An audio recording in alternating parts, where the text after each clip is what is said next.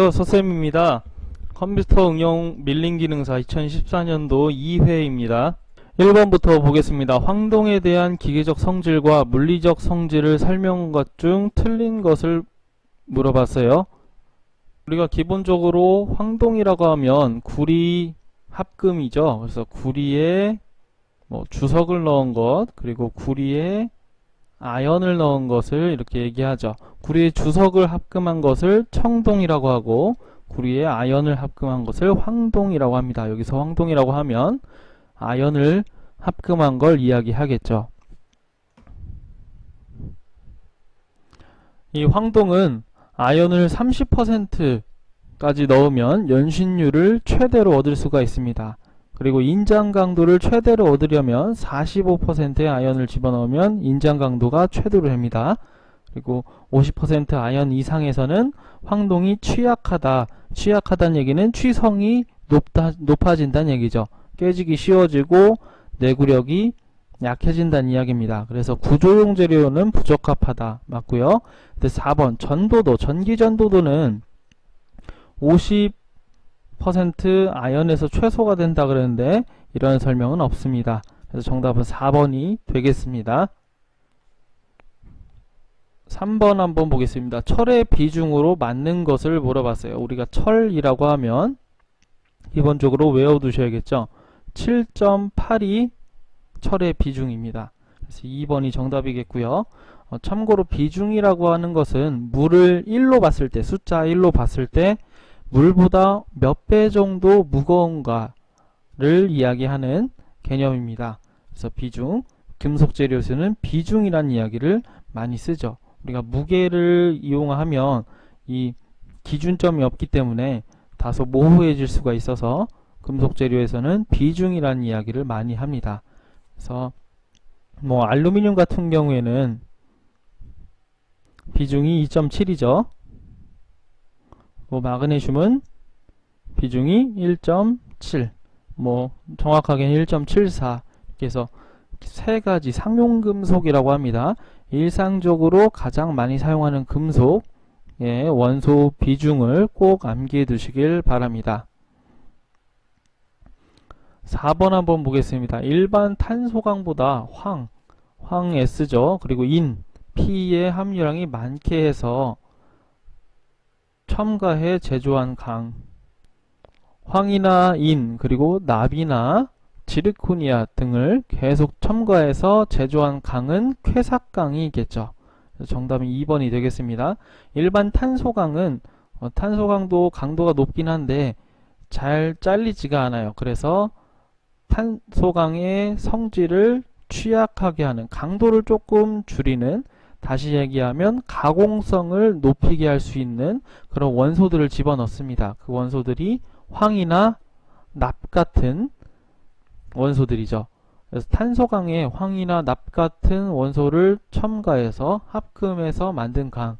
그래서 쾌삭강, 잘 잘린다, 빠르게 이제 절삭할 때 그 삭자를 써서 시원하게 깎인다 라는 뜻이죠.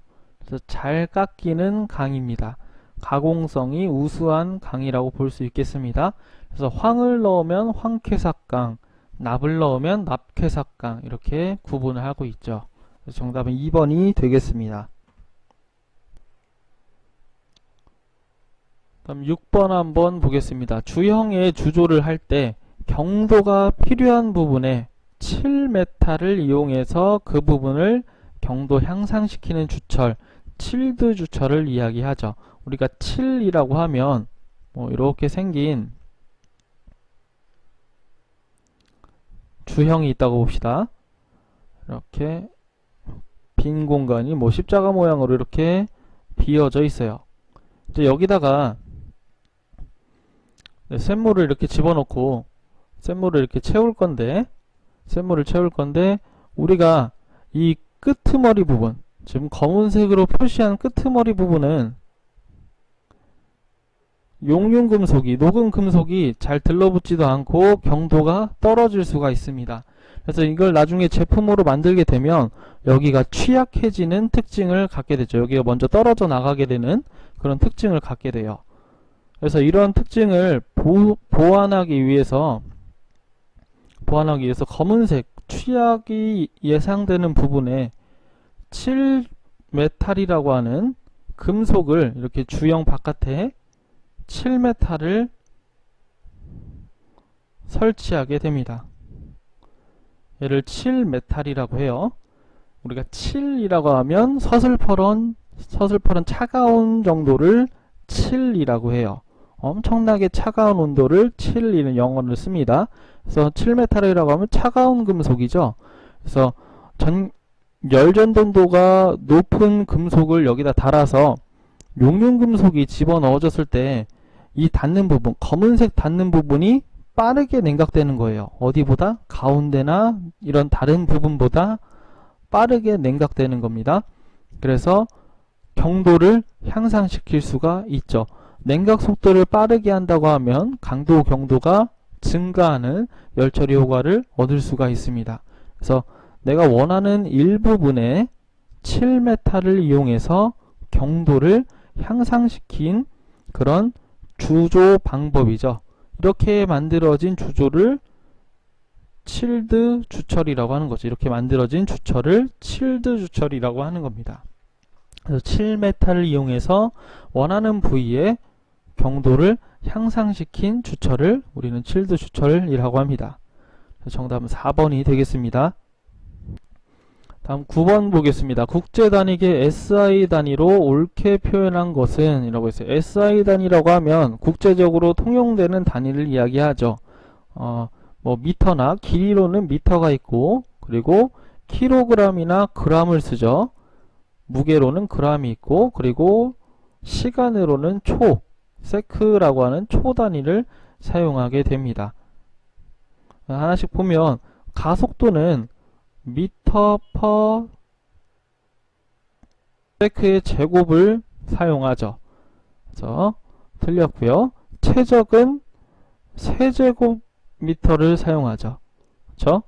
가로 곱하기 세로 곱하기 높이라고 해서 최적의 단위는 세제곱미터를 사용합니다. 응력의 단위 파스칼을 사용하죠. 이건 맞습니다. 파스칼은 뉴턴 퍼 세제곱미터, 그렇죠? 와 같은 단위죠. 그리고 힘은 이게 아니고 뉴턴이죠. 그냥 뉴턴. 여기에 써여 있는 이 단위는 능력의 단위죠. 네, 그래서 이 단위들을 꼭 구분해 주시기 바랍니다. 정답은 3번이 되겠죠. 옳게 표현한 것.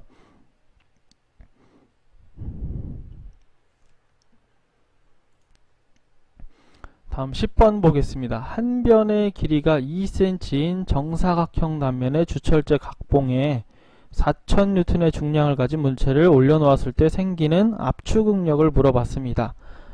주철제 각봉이라고 하면 단면적 이렇게 사각형인 거죠. 그래서 한 변의 길이가 2cm라 그러면 20mm죠. 밀리미터 단위로 환산하겠습니다. 가로도 20, 세로도 20인 거죠. 이거의 단면적을 한번 계산해 보면 단면적 A는 가로 곱하기 세로니까 20 곱하기 20이므로 400이 되겠네요. 그래서 단위는 제곱밀리미터가 되겠고요. 그러니까 응력이라고 하면 시그마는 단면적분의 P, 힘이니까 우리가 단면적은 계산했죠. 400. 그리고 힘은 여기 나와 있죠. 4000. 그래서 계산해 보면 10N per 제곱밀리미터 이렇게 되죠. 정답은 1번이 되겠습니다. 다음 11번 보겠습니다. 코일 스프링의 전체 평균 지름이 30mm, 소선의 지름이 3mm라면 스프링 지수를 물어봤어요. 우리가 코일 스프링이라고 하면 형태가 이렇게 되어 있을 겁니다. 그렇죠? 근데 얘도 굵은 철사를 이렇게 꼬아 놓은 거기 때문에 이 굵은 철사 자체에 지름이 있죠. 생각해 보면 굵은 철사 자체. 그래서 전체 평균 지름이라고 하면 이 코일, 꼬아 놓은 코일의 평균 지름을 이야기하는 것이고요. 저 여기 라지 D. 그리고 소선의 지름이라고 하면 이 철사의 지름을 이야기합니다. 철사 재료의 지름이죠. 스몰 d라고 합니다. 그래서 이 개념의 구분을 꼭 알아두시고, 스프링 지수는 소선의 지름분의 코일의 평균 지름이죠. 그래서 스프링 지수 C는 소선의 지름 스몰 d분의 라지 d. 우리가 스몰 d는 아까 소선의 지름 3mm라고 했고 전체 평균 지름은 30이라고 했기 때문에 스프링 지수는 10이 되겠죠. 그래서 정답은 4번이 되겠습니다. 다음 13번 보겠습니다. 축을 다시 보겠습니다. 축을 설계할 때 고려해야 할 사양으로 가장 적합하지 않은 것, 적합한 것을 이야기했죠. 글씨에 오타가 있네요. 적합하지 않은을 써야 되겠죠. 고려할 사항으로 적합하지 않으니, 않으니라는 글자가 들어가지 않았습니다. 수정 보완하도록 하겠습니다. 적합하지 않은 것. 그래서 축을 설계할 때, 우리가 축을 설계할 때 고려해야 할 사항이 있는데, 이 축의 변형이 어떻게 이루어지는지, 그리고 축의 강도는 얼마나 할지, 이 축에 들어오는 진동은 어떻게 할지, 그리고 축이 어떤 상태에서 부식이 되는가, 어떤 환경에서 사용할 때 부식이 되는지 안 되는지, 그리고 축을 사용하는 환경의 온도 또는 압력 변화 이런 것들을 해야 합니다. 근데 축간거리는 축 자체를 설계함에 있어서 축간거리는 그렇게 고려해야 할 사항이 아니죠. 물론 뭐 축을 만들기 전에 축의 이 축간거리를 고려할 경우도 있지만 이 세 가지 요인에 비교하면 가장 적합하지 않은 것은 축간거리가 되겠습니다. 그래서 정답은 2번이 되겠습니다. 수정은 꼭 해주시길 바랍니다. 그 다음 18번 보겠습니다. 기어를 제도할 때 피치원은 어느 선으로 표시해야 하는가? 피치점이라고 하면 기어와 상대 기어가 맞물리는 점을 계속 이어준 것이죠. 그래서 가상의 원인데요. 이 피치원은 가는 1.3선으로 그려줘야 합니다. 꼭 암기해 두시길 바랍니다. 기어의 피치원은 가는 1.3선으로 그려줘야 합니다. 정답은 1번이 되겠습니다.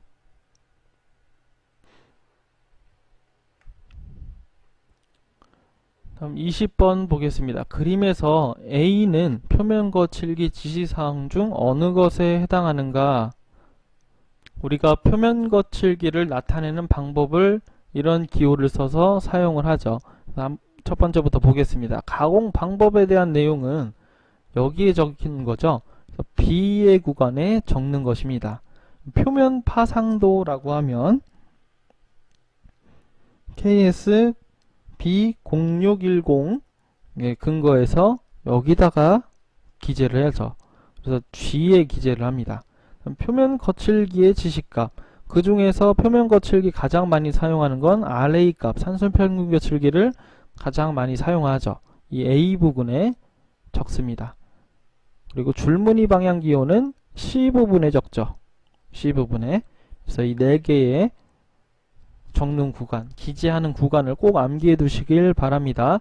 정답은 3번이 되겠죠. A에 적히는 것은 표면 거칠기의 값을 이야기합니다. 21번도 보겠습니다. 끼워 맞춤에서 파이 30의 대문자 H7과 P6는 어떤 끼워 맞춤인가 라고 했어요. 그러니까 H7이라고 하면 구멍 기준 끼워 맞춤이죠. 그래서 자주 사용하는 구멍 기준 끼워 맞춤을 암기해 두고 계셔야 되는데 이 표를 꼭 보시라고 말씀드렸습니다. H7 구멍 기준 끼워 맞춤에서 기준 구멍 H7이고요. 거기에서 P6와 맞닿아 있는 곳 여기에 있죠. 그쵸? P6는 여기 있고 P6라는 축과 H7이라는 구멍의 끼워 맞춤은 억지 끼워 맞춤이 되겠죠. 그래서 꼭 암기해 두셔야 되는데 암기하는 방법이 있습니다. 중간 끼워 맞춤을 기준으로 해서 시험에 자주 나오는 것은 H6, 7, 8 이렇게 6, 7, 8이 자주 나옵니다. 그 중에서 7이 가장 기본적인 구멍 기준 끼워 맞춤이기 때문에 많이 나오고요.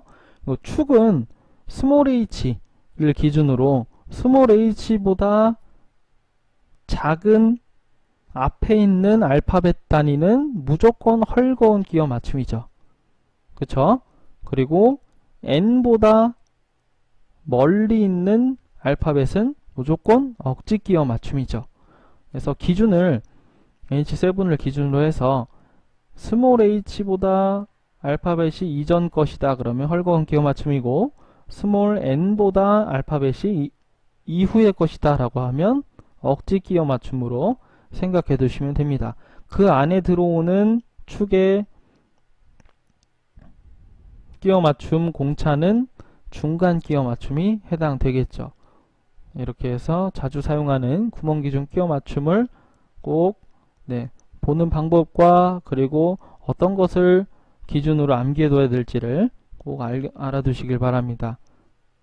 정답은 2번이 되겠죠.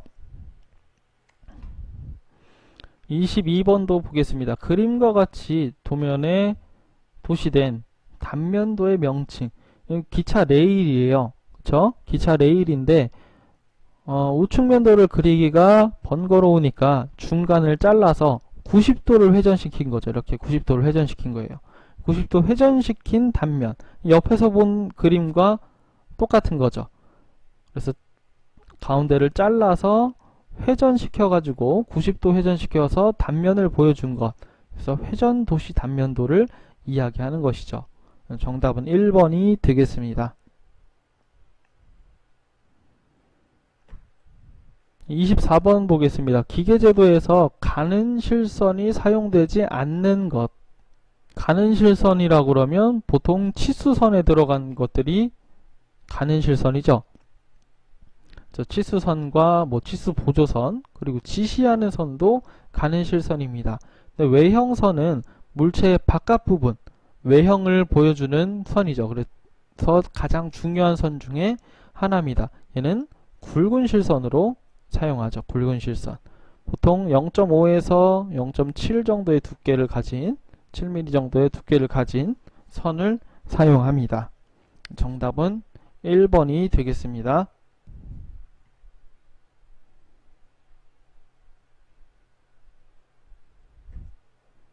25번 보겠습니다. 그림과 같은 도면에서 A부의 치수를 이야기했어요. 물어봤어요. A부는 여기죠. 여기를 보면 여기서부터 여기까지 거리가 49입니다. 여기서부터 여기까지. 그런데 여기서부터 여기까지 10이죠. 그리고 이 홈, 여기 있는 부분의 거리가 6. 그러니까 여기까지가 16이죠. 지금 파란색 부분이 16입니다. 그리고 4 더하기 2 하니까 여기가 6이죠. 그럼 49에다가 16을 빼고 다시 6을 빼면 되겠죠. 27이 A의 거리가 되겠죠. 그래서 정답은 1번이 되겠습니다.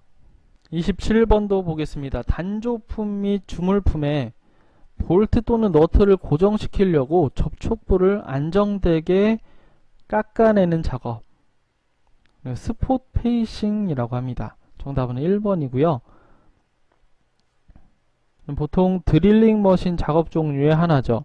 그래서 이미 지어져 있는 구멍에, 이렇게 구멍에 보통 이렇게 살짝 구멍이 위로 올라와 있습니다. 단조품 같은 경우는 여기가 우둘투둘하기 때문에, 울퉁불퉁하기 때문에 여기를 밀링 머신으로 1mm 정도로 이렇게 딱 파줍니다. 밀링 머신이나 아니면 스폿 페이싱으로, 이렇게 스폿 페이싱 커터로 여기를 제거를 해주죠.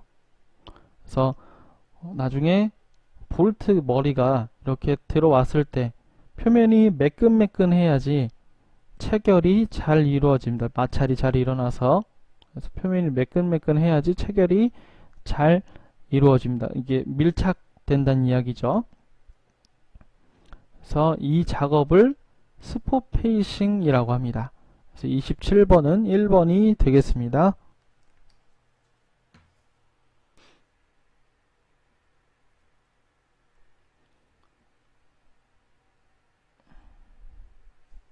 네, 33번 보겠습니다. 선반에서 파이 45mm, 파이 45mm라고는 하진 않죠. 네, 45, 파이 45의 연강 재료를 노즈 반지름 0.6mm인 초경합금 바이트로 절삭 속도 120mm, 120m/min, 그리고 이송을 0.06mm/레볼루션으로 하여 다듬질하고자 한다.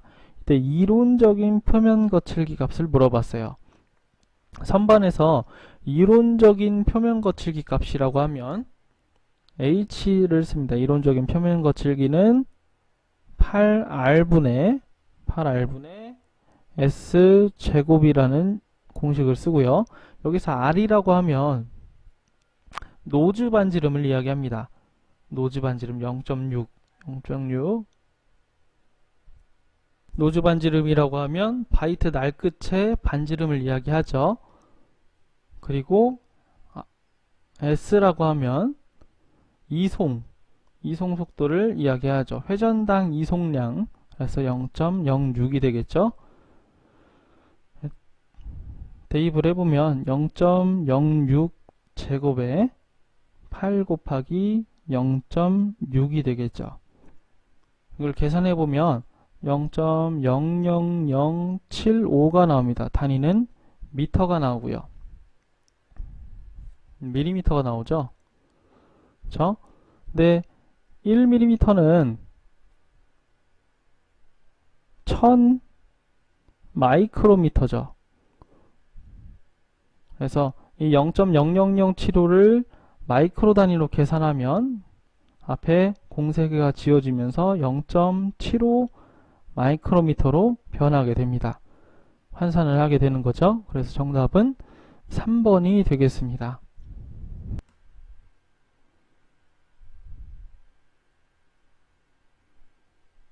35번도 보죠. 액체 호닝에 대한 설명으로 잘못된 것을 물어봤습니다. 그래서 액체 호닝은 연마제를 가공액에 혼합해서 연마제 가루와 가공액, 이제 액체죠. 액체를 혼합해서 고압으로 쏘는 거죠. 그래서 표면을 다듬어주는 작업을 액체 호닝이라고 합니다.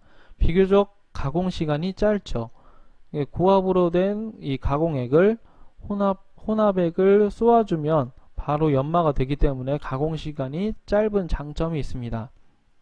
그리고 복잡한 형상에도 액체가 지나갈 수 있으므로 가공이 어려운 게 아니고 용이하게 쉽게 되죠. 정답은 2번이 되겠죠. 다른 것도 보겠습니다. 일감 표면, 공작물 표면에 산화막이나 도료, 페인트 등이 덮여져 있는 것을 쉽게 제거할 수 있죠. 맞죠? 4번, 공작물의 피로 강도를 향상시킬 수 있다. 어느 정도 피로 강도를 향상시킬 수 있는 효과도 볼 수가 있습니다. 정답은 2번이 되겠습니다. 36번 보겠습니다. 다음 중 절삭 공구 재료로 적합하지 않은 것, 가장 적합하지 않은 것 이야기했죠. 여기서 이제 탄소 공구강 STC죠. 자주 사용하고요. 그리고 합금 공구강 STS 많이 사용합니다. 그리고 세라믹도 요즘에 뜨고 있는 절삭 공구 재료죠. 네. 근데 연강은 보통 공작물 재료로 많이 사용하죠. 정답은 3번이 되겠습니다. 38번, 나사의 유효지름을 측정하는 가장 정밀한 방법. 보통 나사의 유효지름을 측정하는 방법은 삼침법, 그리고 공구 현미경, 나사 마이크로미터 이런 것들을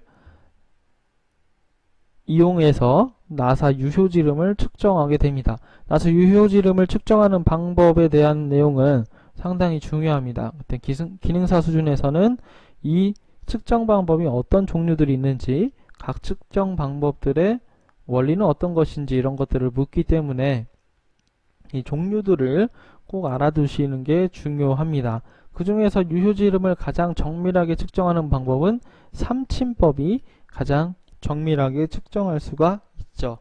그래서 정답은 1번이 되겠습니다.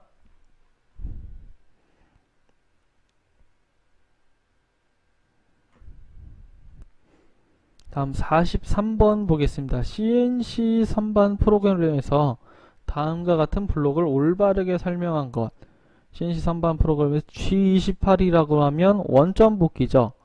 그래서 U10, W10 이라고 하면 네, 증분좌표죠. 증분좌표는 현재 공구가 위치한 곳이 기준이죠. 네, 현재 공구가 위치한 곳에서 U와 대응되는 게 X좌표고 W와 대응되는 게 Z좌표죠. X축만큼 10, Z축만큼 10만큼 가서 원점 복귀하라는 이야기입니다. 그렇죠? 근데 보통 이렇게 프로그램을 짜진 않죠. G28에 U0, W0에서 이렇게 짜죠. 그럼 이 뜻은 무엇이냐고 하면 원점 복귀를 해라. 근데 U0라고 하면 지금 현재 위치에서 제로 방향이니까 그 자리고 W도 제로니까 그 자리. 현재 위치에서 바로 원점 복귀를 해라라는 뜻입니다. 보통 이걸 많이 사용하죠. 그렇죠? 네, 이것도 네, 경우에 따라서는 사용할 수 있는 프로그램이겠습니다. 중요한 것은 이제 올바르게 설명한 것이죠. 그래서 자동 원점 복귀 명령문을 이야기하는 것이죠. 정답은 1번이 되겠습니다.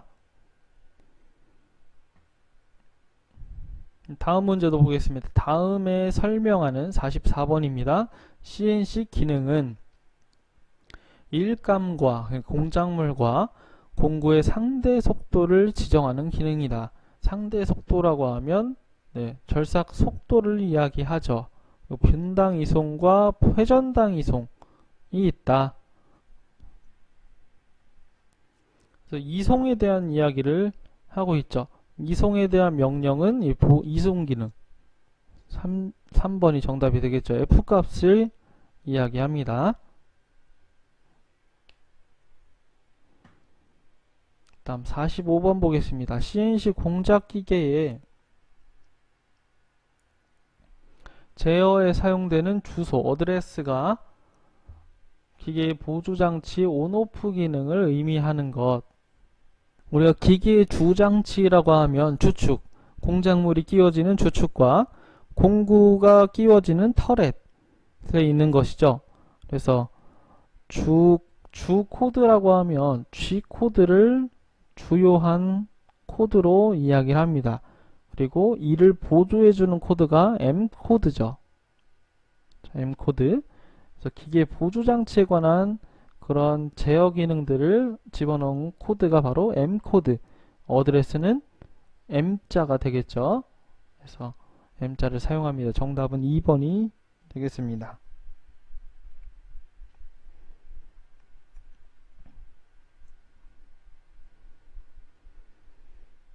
48번 보겠습니다. 머시닝 센터 작업 시에 일시적으로 좌표를 제로값으로 설정했을 때 사용하는 좌표계.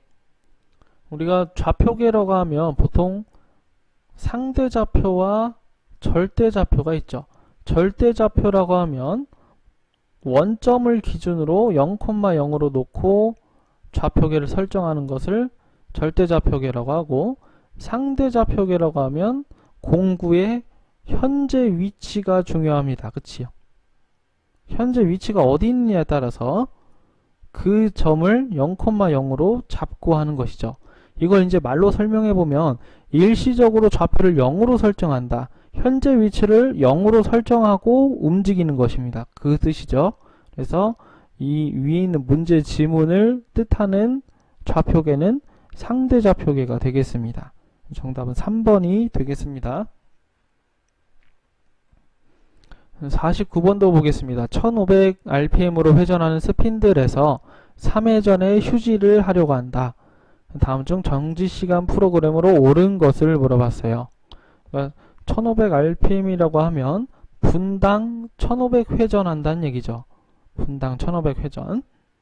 그래서 스핀들에서 3회전 할 동안의 휴지, 3회전 동안 공구를 멈춰두게 하고 싶은 겁니다. 움직이지 않고 공작물이 3회전 할 때, 1500rpm으로 돌아가는 공작물이 순간적으로 3회전 할 때 공구를 멈추게 하고 싶은 거예요. 공구를 멈추게 하는 G코드는 G04가 있겠죠.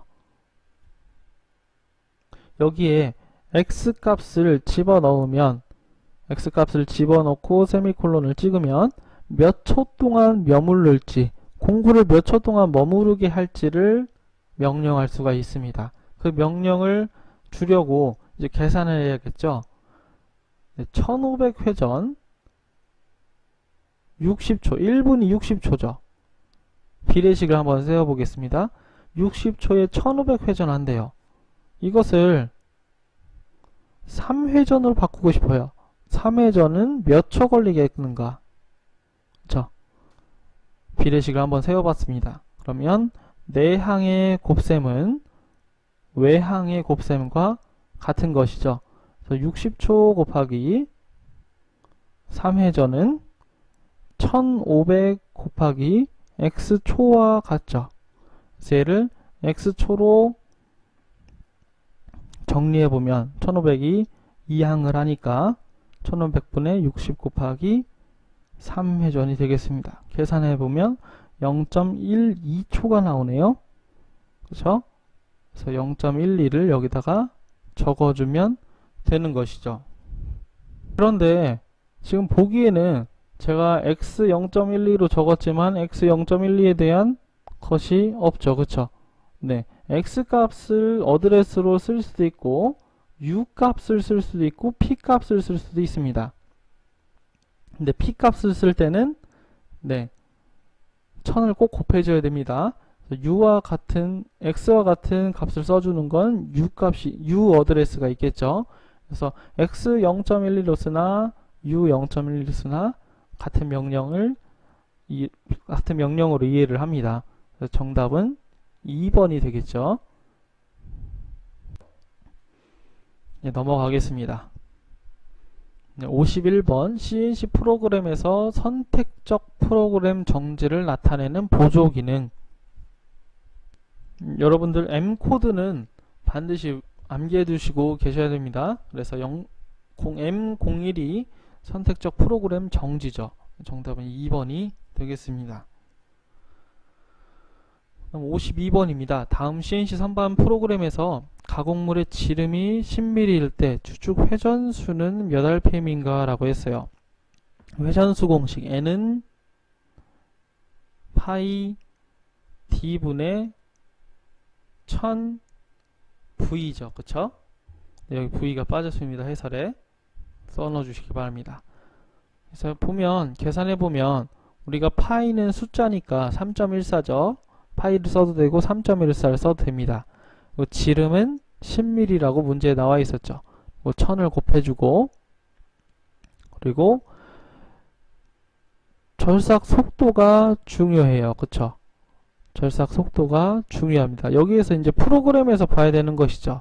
프로그램 보면 G50 주축 최고 속도 지정 S2000 그리고 절삭 속도 일정 제어, 절삭 속도를 일정하게 제어해라. G96 어느 속도로? 120 m/min으로. 그러니까 절삭 속도는 120이 되겠죠. 얘를 계산해보면 3819.7 얼마가 나옵니다. 그쵸? 3000rpm이 넘어가요. 근데 보기에는 3000rpm에 해당되는 이 숫자가 있는데 4번을 정답으로 하면 틀립니다. 왜 그런고 하니 여기 주축 최고 속도 설정이 있죠. 그쵸? G50이라고 하는 공작물 좌표계 설정 플러스 주축 최고 속도 설정이라는 G50 코드가 있어요. 그 코드 S값이 2000rpm까지는 넘기지 마라 라고 되어 있죠. 아무리 높게 돌려도 2000rpm 이상으로는 돌아가지가 않습니다. 그래서 정답은 3번이 되는 것이죠. 네, 이런 유형의 문제가 자주 출제가 됩니다. 그래서 G코드를 주고 최고 속도를 꼭 넘기게 계산을 하게 만들어요. 최고 속도를 꼭 넘기게 계산하게 만들고 네, 여기 있는 미끼를 하나 던져주죠. 그렇죠? 4번을 정답으로 했다간 틀리게 됩니다. G50 코드가 주축 최고 속도 지정을 하는 코드인 것을 알고 있느냐 물어보는 문제예요. 그래서 꼭 확인을 하시고 넘지 않는다면 그 계산한 숫자를 선택해 주시면 되고, 만약 넘는다고 하면 최고 속도 지정한 값을 써주면 되겠습니다. 그래서 정답은 3번이 되겠습니다. 네, 54번도 한번 보겠습니다. 나사의 피치가 2mm인 두 줄 나사를 가공할 때 리드 값으로 옳은 것. 나사의 리드라고 하면 나사 줄수 곱하기 피치 값이죠. 우리가 문제에서 두 줄 나사라고 했으니까 줄수는 2이고 피치 값은 2mm니까 리드는 4mm가 되겠습니다. 2번이 정답이겠죠. 여기서 리드는 나사를 한 바퀴 돌렸을 때 앞으로 들어가는 축 방향으로 이동하는 거리, 뭐 풀었을 때 뒤로 나오는 거리, 앞 돌렸을 때 들어가는 거리, 한 번에 들어가는 거리, 한 바퀴 돌렸을 때 들어가거나 나오는 거리를 리드라고 합니다.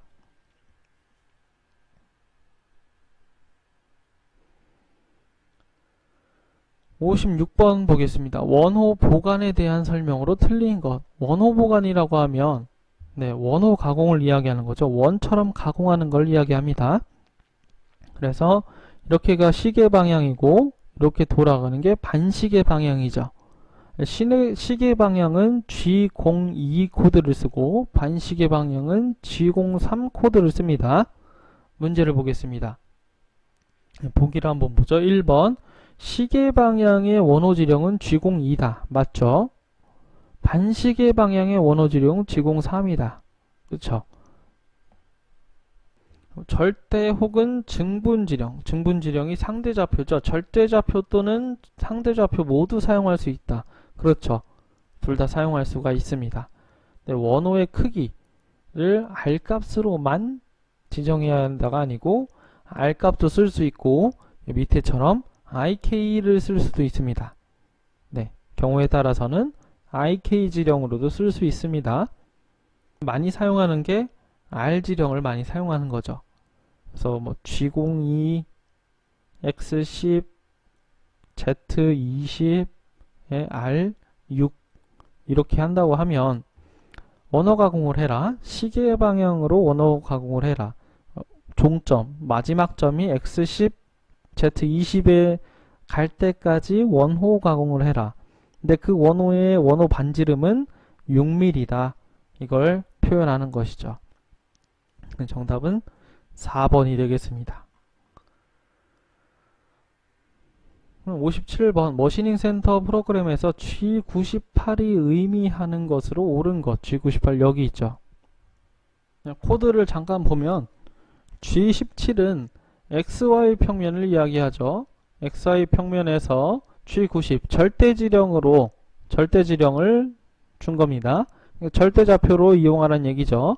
G98은 고정 사이클 초기점으로 복귀해라. 우리가 고정 사이클을 시작할 때 시작하기 전에 처음 시작점이 있죠. 막 가공을 하고 다시 돌아가는 그 초기점을 이야기합니다. 이 초기점으로 복귀해라 라고 하는 G코드입니다. 그래서 초기점 복귀가 맞는 것이죠. 그래서 정답은 4번이 되겠습니다. G83이라고 하면 심공 드릴 사이클이죠. 심공 드릴 사이클. 그래서 심공 드릴 사이클을 하기 위해서 초기점으로 복귀를 시킨 것이죠. 그 다음에 Z25, 마이너스 25까지 심공 드릴 사이클을 계속 진행을 하는 겁니다.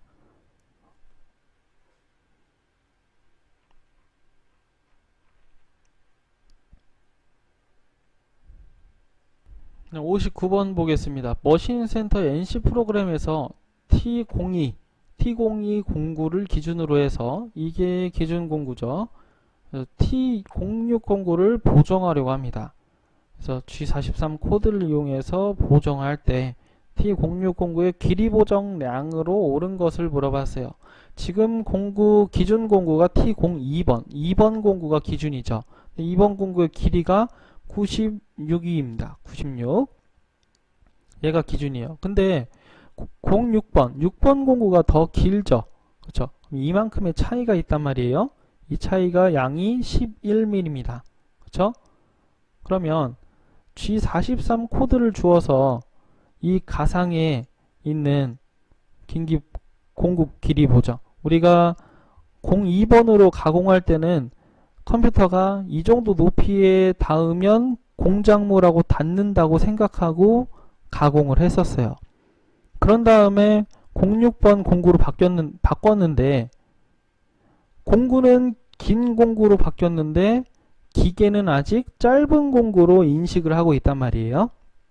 그러니까 이 인식하는 게 변화됐다는 것도 사람이 코드로 알려줘야 합니다. 늘어났는지 줄어들었는지 이걸 알려줘야 돼요. 그 개념입니다. 그래서 그걸 보정한다는 얘기죠. 이 공구의 차이를 보완해준다 라는 뜻입니다. 그래서 크게 보정하면 길이가 길게 보정되면 플러스 값, 짧게 보정되면 마이너스 값을 주는 것이죠. 그래서 G코드를 플러스 방향 공구 길이 보정이므로 43코드를 줬죠. 그런 다음에 그 양을 10일만큼 주면 되는 것이죠. 정답은 1번이 되겠습니다. 60번도 보겠습니다. 고정 사이클 중에서 CNC 선반이죠. 외경 정상용 사이클 G70이 되겠죠. 우리가 보통 황삭, 거친 가공, 그 다음에 정삭, 그리고 홈 가공하고 마지막에 나사 가공까지 합니다. 이게 CNC 선반의 기본 가공 순서인데요. 네, CNC 컴퓨터용 선반 기능사 실기 과제, CNC 작업 과제 가공 순서도 대충 이런 가공 방법을 따릅니다. 여기서 황삭, 외경 황삭용 사이클은 G71을 쓰고요. 정상용 사이클은 G70을 쓰죠. 홈도 때에 따라선 다릅니다. 홈을 사이클을 쓰는 경우도 있고 아니면 그냥 가공 좌표를 줘서 쓰는 G01을 줘서 쓰는 방법도 있는데 사이클을 따지자면 G75 사이클을 쓰죠. 그럼 나사 가공 사이클도 여러 가지가 있죠. 뭐 31을 쓴다던가 76을 쓴다던가 여러 가지가 있습니다. 보통 이렇게 코드를 알고 계시면 되겠습니다. 그러면 문제에서는 정상용 사이클 이야기했으므로 1번이 정답이 되겠죠. 이상 마치도록 하겠습니다. 감사합니다.